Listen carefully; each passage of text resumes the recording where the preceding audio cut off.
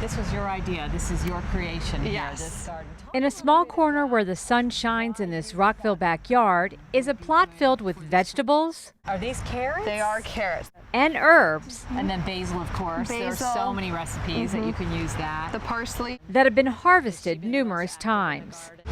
And this is cucumber plant that has been harvested, and it's the end of the season.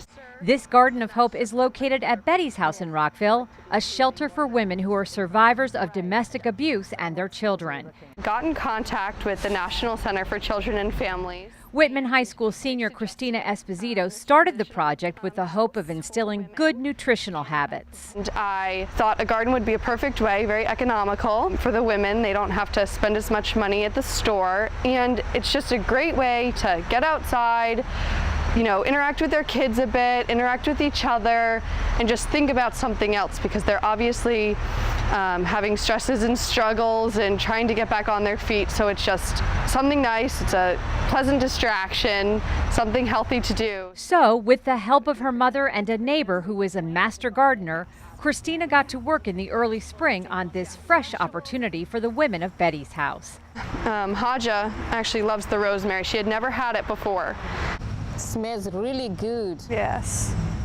Haja is one of the residents of the house. She spent much of her free time working in the garden with her young son and says the garden was a great source of joy for her over the summer. I was so excited about it because where I grew up, we eat from our own garden. My grandma, you know, she planted her, you know, own garden. So whenever we're ready to eat, we just go and pick, you know, what we need, fruit, vegetables, and, you know, cook it. So I was so excited. It just remind me, you know, where I grew up.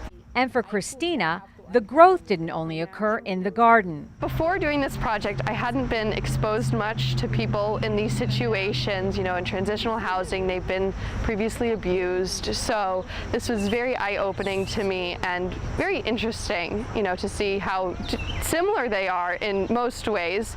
But obviously they have their differences, they have their struggles, and it was very exciting that we could all connect over gardening. These are the hot peppers? Yes, Yeah. those are the hot peppers. Do you like the Yeah. hot peppers? Oh yeah, I do. Towards the end of the growing season, the women gathered up all the vegetables and herbs that they could from the garden and sat down to a home-cooked meal together.